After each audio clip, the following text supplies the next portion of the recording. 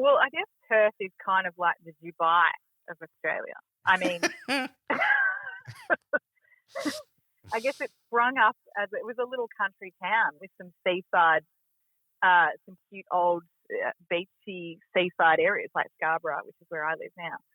It's a town that basically started making a lot of money and maybe didn't have a lot of taste in the 80s, 90s, 2000s, where all of that original character of Perth was kind of obliterated and replaced with the beige Mcmansions. The Art of Living, a podcast for Brickworks building products, presented by Tim Ross.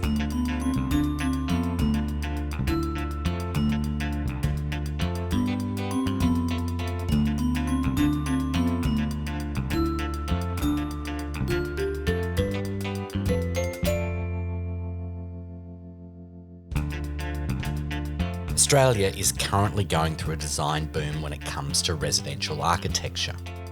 In this new podcast series, I talk to some of the country's best architects to find out how our views on what and where we build has changed. What do we need and want from our houses today? And ultimately, I ask the question, what makes a house a home? Hello. Kate, Tim Ross, hello. G'day, Tim. How you going? G'day and welcome to The Art of Living, and it's fab to have you on board for this conversation with award-winning Perth-based architect Kate Fitzgerald of Whispering Smith. Now, Kate's a brilliant communicator and has a really fascinating take on her adopted hometown of Perth, and I know that you're going to love her insights, energy and smarts. I started things off by asking her how climate affects how you build in Perth. Oh, that's really interesting. I mean, there's a subset of people here, like myself included, who pretty much leave all their doors and windows open for 9 months of the year. And it does get cold there.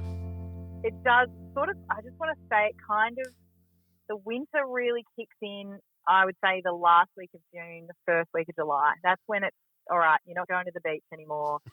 It rains non-stop for all of July and now it's sunny again. So we basically get this month and a half, I think, of real sort of wintry conditions, and then it's over. And it does get cold at night. I think it gets colder at night in Perth, but it'll click over at some point, maybe in about September, where the doors will come open and they'll stay open again until May. And that is an amazing way to live. I presume you're saying that not everyone in Perth wants to live like that. Well, some people have a mansion and they shut that all up and, put 10 giant air conditioners to function it. So that, there's two ways to live in Perth. There's the Mcmansion way and then everyone else who's living with this beautiful climate that we have. I mean, I've seen a few of them there and I've seen a few of them everywhere. Is that changing in Perth, do you think? You hope so. You really do. You really hope so. I loved the streets of your town, and I think you may have been somewhere in those northern birds on the beaches. Maybe it was Iluka or something like that. Yeah. And I just was like, I have been waiting so long for someone to talk about the phenomenon that is the Perth Mcmansion. I know there's Mcmansions everywhere, but I feel like we've got our own particular breed of it. And if you drive up the West Coast Highway, we've all got our favourite gaudy Mcmansion that's on what should be our best strip of premium architecture, and instead it's like, you're laughing at the sort of flashing blue neon lights and chrome railing, I think I want to say that it's changing, and I definitely think that there's some things that are happening at a larger level, like a change in the planning, in the current planning legislation that's talking a lot more about design, and I think that is definitely going to have an impact over the next decade or so in Perth. The thing that astounded me in some ways about those sections of Perth where that housing is what was removed to get it, what's been obliterated. And when you see those sections of the natural dunes, or you see that sections of the natural bushland that's been obliterated, it's like, whoa, hang on a second, which is worse than the building. But I always think that regardless of the style of architecture in Perth, there is sometimes a lack of restraint. Is that, do you think, a hangover from the 1980s, that you just you have to throw a little bit too much bling no matter what it is? Well, I guess Perth is kind of like the Dubai of Australia. I mean, I guess it sprung up as it was a little country town with some seaside, some cute old beachy seaside areas like Scarborough, which is where I live now. There was a lot of sort of shacks and things like that up in Scarborough that are all mostly disappeared now. Some really good modernist beachy architecture that's there's still some hanging on in some places, but you can see that it's a town that basically started making a lot of money and maybe didn't have a lot of taste in the 80s and 90s, and that's when 80s, 90s, 2000s, where all of that original character of Perth was kind of obliterated and replaced with the beige Mcmansion. You know, that's that traditional thing of, you know, there's money, it's the Bond era and all that sort of caper, and then of course the joy of the mining boom that lifted up, you know, that new style of housing. Yeah. Today, what does a Perth style look like in terms of architecture? I think there is an incredible architectural scene in Perth, and there's an incredible legacy as well. Some of the modernism we had, you know, Iwanoff, Summerhay, there's so many of them. There's a really strong architectural culture, and it's actually incredible to see that in spite of the sort of saturation of the volume builder market, that there is such a strong Perth architectural identity here. There's always like the sort of celebration of the Frio Docker, which, you know, rolls around. Is the sea breeze that we have that rolls around at pretty much the same time every day in the summer. That cools most of our architecture down, and I think every architect knows that I can see sort of knows how to work the Perth climate in a way that's making their architecture incredibly livable. And that, I think, there's something really Australian about that, but there's definitely something super Perth about that as well. How does that play out in terms of the houses that people design, in terms of you've got larger expanses of windows and obviously orientated to get that breeze, but in terms of the way it looks, how does it affect the style of architecture? There's definitely a lot of brickwork. Yeah. A lot of bricks made here. There's a lot of and there's even quite a lot of recycled brickwork, I think, going into houses. So it's almost like that passive solar, heavy shaded thermal mass with screens that open up, and lots of sort of planters and mature trees. There's a huge. Every architect I've seen has an incredible grasp, or is working with landscape architects with incredible grasp of natives. And so even if you're going through Fremantle and things, there's sort of like second story planters that are spilling over with amazing natives. I know my friend's Beth George, this amazing house that was oriented mostly east, because it was an existing block in Subiaco behind a early 1900s house. And that had a upstairs planter that had a waterfall of prostrate acacia that sort of spilled over the side, which became like a second outdoor hallway, and also shaded this expanse of eastern glass, which is just an incredible use of native vegetation and understanding orientation. I feel like in Perth it's been a thing. It's, you know, I mean, maybe in the early 2000s it was the El Clasico Balinese pagoda, you know, that they were putting up.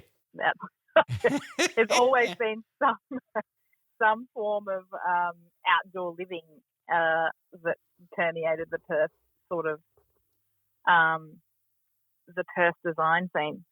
But there's a really big difference between, you know, having to trek across the lawn to the other side of the pool to go to the Balinese pagoda, and then having, you know, so for example, at House A, it's kind of a C shape, and there's a northern courtyard at the back. And so that northern courtyard is something that is immensely private and lush.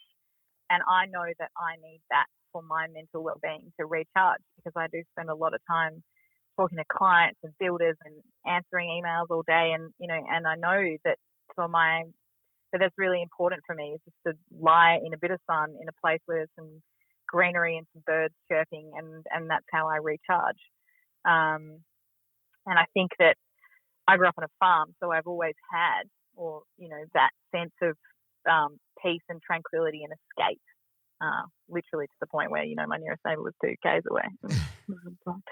Totally antisocial. Everything was a lockdown all the time. But and so I do really know that that I might have introvert and extrovert tendencies, and that's something that's really important. But I think maybe people, if you've always lived in a crap house, maybe you wouldn't actually know. Or if you've never had that thing that I find so important in my life, if you've never had the exposure to that, you may not actually know that that's what's not right with your mental well-being. But I think it's become a lot more prevalent, and we're starting to take it a lot more seriously. And I think even things like, there's that statement, people recover 50% faster in a room with a view. In hospitals. It's like it's known, and we're starting to get some quantitative and qualitative data on what architecture can actually do.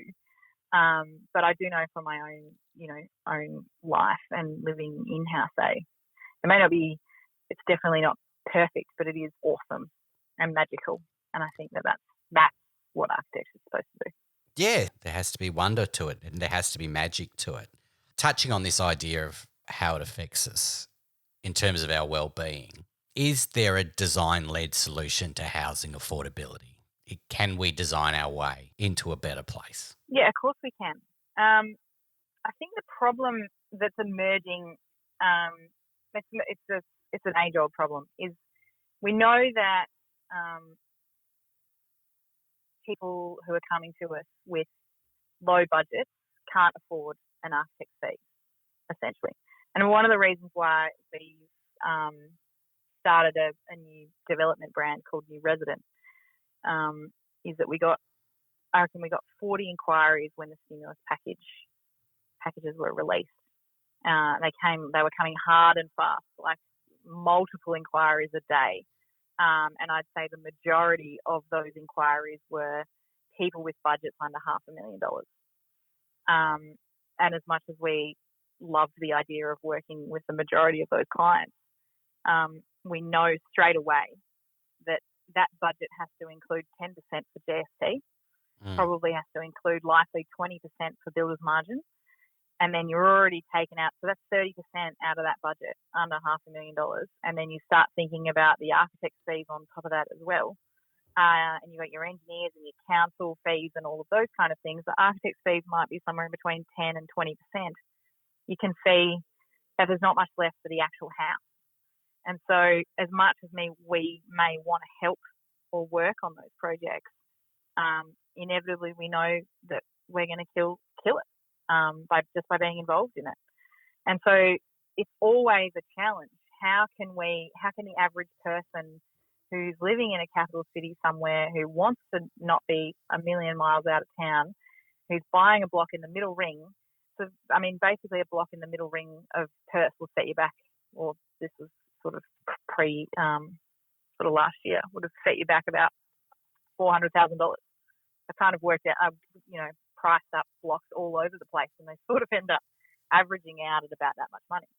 And so you take your $400,000 and then you think about how much money $500,000 on that is. There's almost $1 million worth of land and architecture, which is a pretty big stretch for your average working family or couple. And so we've looked at this and said, how can we help deliver our best work to the people that need it the most at a price we know they can afford? And how do you do it? I think you just start interrogating design as a service, and start thinking about architecture as a product. So, which is essentially what the volume builders do. And that's why it's such a popular model, because you go and see a display suite, you know exactly what your money is getting, and you sign a contract that says it's going to be this much, and you know that 12, 18, 2 years later you're going to walk into a house. It's exactly what you saw in the picture, that you've already, what the price is going to be. And that it goes back to the petted and severed model, really. That sort of off-the-shelf design. But you know what you're buying before you buy it, whereas custom architecture is really for the wealthy, because if you think about it, you've got a professional who's like a lawyer or a GP or whatever, and you're paying that person to sit there for a tremendous number of hours and listen to your every whim about how you want to live. And then, usually change or work or try and communicate with you, back to you, what your dream or vision is. And for the average person to have that professional sitting there and working away for a year, 2 years, however long it takes, is unbelievably expensive. This is The Art of Living. For more fresh and inspiring architectural content, head to the Brickworks website.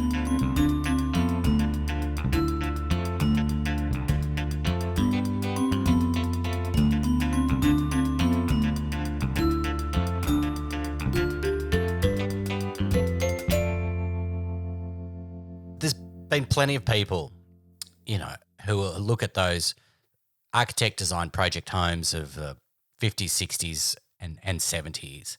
And so I would take that today, whether it's the Pettit and Sevitt, or in Perth it was the Corsa homes. And still those homes hold up very well today despite their size. I suppose they're much maligned, the volume builders in some ways, but there are companies there that have excellent architects and designers working on the houses, and a lot of it is driven by what the consumer wants. So you're seeing all these people come and say, "Oh, put your hand up and go, I want great design. I want affordable design." I would probably take something off the shelf if it looked like this, but they can't get it. No one's really offering it. Why is that? Yeah. I think it's because there's not a lot of architectural leadership in those bigger companies. I mean, especially in WA, our volume builder market's run by brickies, basically. And there's not, it's not architect led, it's not design led. And so, when you're inside an architect design house, that you're in something special. You can't always verbalize what is special about it, but you know that you're in it. And so I think having the architectural mindset and the architectural dedication to things like sustainability and energy rating and all of and energy efficiency and all of those kinds of things, and magic, let's say, in the leadership and built into the DNA of that business is what's going to provide it. And I think that's probably the difference, we hope, between what we're doing and what a volume builder would be doing. Even back in the day, they were builders and entrepreneurs that were building these homes, and we've got less space in some of the other cities. So that's one of the arguments that comes back, that somewhere like Sydney or Melbourne, a lot of those middle-class people who want to architect design home will take the preference of living and renovating a house rather than creating something new in the outer suburbs. Or they're happy to live in apartments, or apartments are, I suppose, better apartments are the new version of the architect design project homes of the past. But the architects were bolted onto those. They just there was a lot of great architects around, and a lot of them happily worked with these entrepreneurs in some ways, and they could punch them out pretty quickly. And there was a sense that the consumer would wait, and the consumer was prepared to maybe extend the house down the track. You'd often see that with the project homes, where there was a module where you could add another room on later when you could afford it. Yeah. People don't want to wait anymore, though, do they?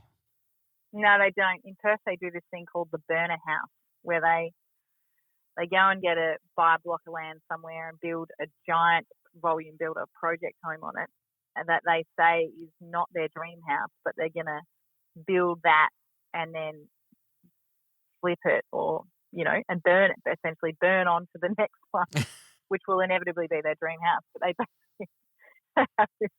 The first one they build is always this terrible thing that they, know is crap, and yet somehow that's been sort of, I don't know where this ideology has come from. I can't quite work it out, because a lot of people have lost an enormous amount of money using this with the burner strategy. House. The burner house that they've never got out of. And we flip homes far more often than people realise. That most Australians are living in a house for under 7 years, where I stayed in the same home pretty much my whole life until I moved out. I suppose the broader question is coming back to people who are aware they want better design. But is that sometimes the Instagram version of better design rather than the lived-in, Correct. living, Yeah. breathing sense of it? Yeah. I mean, you know, a bathroom with a very trendy terrazzo tile or something is always going to look cool on the gram. You know, there's a big difference between something that's cool to photograph and something that's incredible to be inside for your entire life. And I think maybe you're right in some ways. There's been an oversaturation of design to the point where maybe we're not actually able to explain what the difference between the quality is. And in a lot of ways, sometimes that's confusing the main thing that you actually need out of your house. And a lot of times there's a bit of a priority on trendy tiles and things like that, which, you know, is something we're really enjoying doing. I've always enjoyed doing as a practice. We have quite what we call like a minimal aesthetic. I use 100 by 100 white tiles everywhere because, you know, they never go out of fashion. Yeah. Like, yeah, all right, I'm not, you know, going to be in the latest interior design awards, but I don't really care. And when people love the interior of that house, it's almost like when you've had too many perfumes at the perfume counter and you take that hit of coffee beans and you're back to normal. That's what living in a house like that is like. We used to talk about people mistaking space for design, and now it's almost like mistaking styling for design. Styling for design, yeah, definitely. Yeah, and they did mistake space. You know, the 5 bedrooms, but 3 of them were not big enough to even fit a treadmill into, which inevitably is, you know, in Perth there's always the Mcmansion treadmill room. Do people want, you know, because of working from home, people want space in a different way now? And do you think that will be an enduring way of designing homes for at least the short term?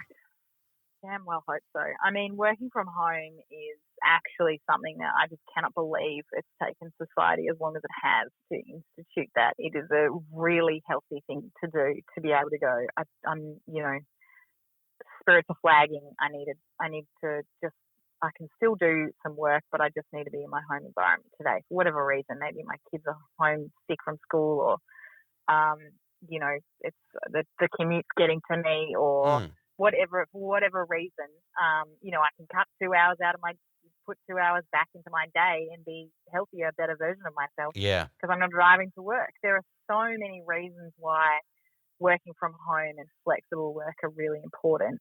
And our housing has always facilitated that kind of space in it. And so I'm excited to see that be used throughout, you know, the pandemic and what's to come. I think that's awesome. And it will stay with us. Oh, it's going to stay with us. Yeah, for sure. I also think, I mean, so even in the planning policy, House A was under this thing called the single bedroom dwelling code, which meant I could cut a third of the size off the block from the code that in Scarborough where the house is, and make essentially a more dense development. As long as I signed this ridiculous legal caveat on my title that says I will only ever have 1 bedroom in this house. Now, you're allowed to build 80 square metres. Is it 70 or 80? God, I can't remember. Anyway, which is easily enough for a second bedroom. And then the number of times you take, like I took plans into the council and they were like, you're very obviously going to be able to get a second space or bedroom out of this. And I was like, obviously, I'm an architect. I could get another 4 bedrooms out of this 80 square metres. And I'm going to because it's my, you know, at the end of the day, it's the stupidest thing ever to have a single bedroom house that doesn't have another space for a person who's coming, like family coming over from the eastern states, a friend staying over, somewhere to study, or have a kid in that house even. It just was so short-sighted of the planning system to institute that particular rule. And I think that there are so many structural things that are wrong with housing and that aren't just about what people are asking for. or what architects can or can't deliver for money. There's other things to fight out there, and I think that was one of them that we've worked out for a while. Do you think people are thinking about their homes not just for now but for the future and how they will adapt for multi-generational living, or how people will grow into their homes? Yeah, and I think people are doing it in a more intelligent way now, and not just going, obviously I'm going to get a 3x2 because that covers all my bases, or I'm going to get a 4 or 5 bedroom house and just grow into it over time. I think people are actually, we're sort of able to communicate a lot better with people, with clients, or people we're even just giving advice to on what their money would buy per square metre. And if you want to build something that's of a higher quality, it's going to be smaller. Like, sorry guys, it's going to be more energy efficient and it's going to be amazing to live in, but we just can't build the square meterage that you're thinking you might be able to purchase, because we're going for quality over quantity. And so we won't have an extra bedroom that you could put the treadmill in, but we definitely could section off a part of the house somewhere that has like a study that's behind doors or something like that, which, seeing in so many houses now, that kind of thing is happening. And I think people are really receptive to that. And I think that's where social media and that kind of getting used to things before you actually have an architect produce some sort of crazy idea that you haven't seen before. So the exposure is working in that sense. It's been a fabulous chat, and thank you so much, Kate. It's so great to hear your view on things. Thanks, Rosso. The final question I have for you is, what do you think makes a house a home? So my partner, Maddie, who has had a very big hand in the construction of House A that we now live in, one of his favourite things to do when he's had a few too many tinnies at the WB Bowls Club on a Friday night is to call me from the outside the front of the house. And I answer. I know what's going on every time. I answer the phone. He's like, "Katie girl, you have to come out the front." Like, I'm not coming out the front, And he's like, "No, you have to come and see it. You have to come outside and look at the house. The moon is shining on it. It's so beautiful. It's the best house I've ever seen, And obviously, if this is coming from an admittedly slightly lick it up person, but essentially, a lad from Bendigo, a landscape construction background, plays footy, tradie. If that person can stand out the front and feel a sense of magic and wonder at the place that they have helped create and live in, I think that is the difference between a house and a home.